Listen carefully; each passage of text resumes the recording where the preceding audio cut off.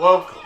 Wanted to do something just a little different for Black History Month to give you a black thought once a day. So hopefully these videos, as we go through the month, will share with you some inspiration and thought on what it means to be black in America. Thank you. Have you ever wondered why Black History Month was in February?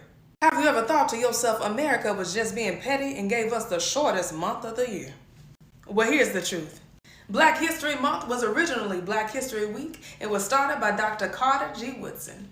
Dr. Carter G. Woodson started Black History Week because black youth were not being taught their true history in elementary and secondary schools. Originally only celebrated during the second week of February, Dr. Woodson chose that month because Frederick Douglass, Abraham Lincoln, George Washington celebrated their birthdays during February, and at the time, the most important events concerning the black race occurred during that month. And with the support of President Gerald Ford, Black History Week officially became Black History Month in 1976. Black Lives Matter, y'all, all year.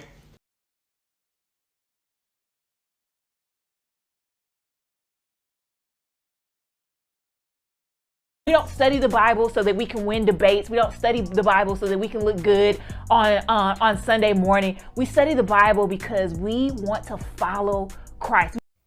I'm Frederick Douglass Haynes III, Senior Pastor of Friendship West Baptist Church in Dallas. God has blessed us with a ministry known for uniting in holy wedlock, Jesus and justice. I recognize that one spiritual anointing should eventuate in social activism that makes a difference in the world around us. And so for that reason, I salute those history makers who have made a difference in my life. In many ways, they may be not as well known as others, but they have poured into me.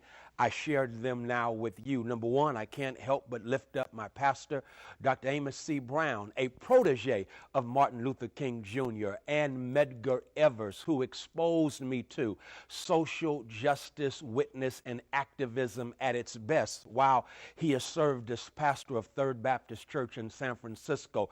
Not only Dr. Amos C. Brown, who succeeded my father and grandfather, Frederick Douglass Haynes Sr. and Frederick Douglass Haynes Jr., but then I went to Bishop College and came into contact with Dr. Harry S. Wright.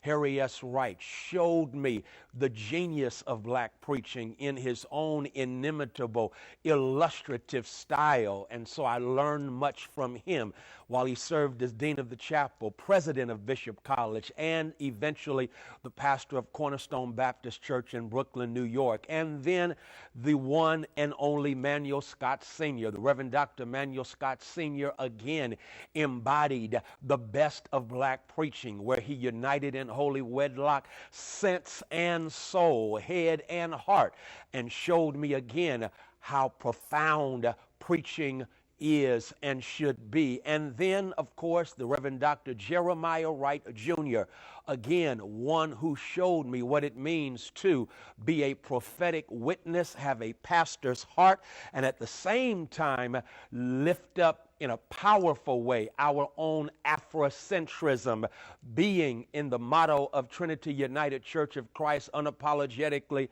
black, unashamedly Christian.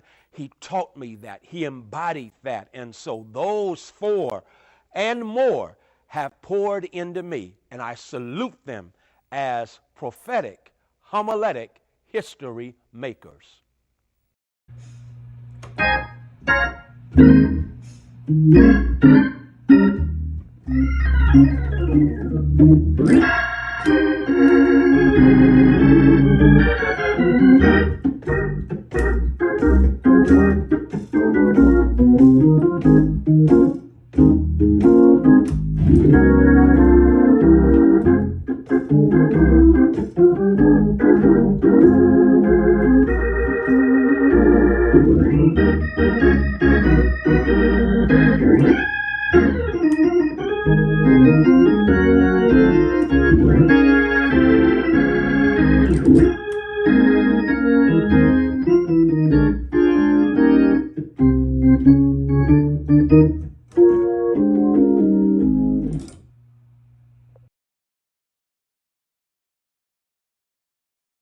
must say something about voting rights and women's rights and LGBTQ rights and labor rights and religious freedom. And we must tell the truth. The same people that are against voting rights are against LGBTQ rights, and the same people against LGBTQ rights are against environmental justice, and the same people against environmental justice are against living wages, and the same people against living wages are against health care. And if they are sinister enough to be together, we ought to call everybody to come together. We must say something.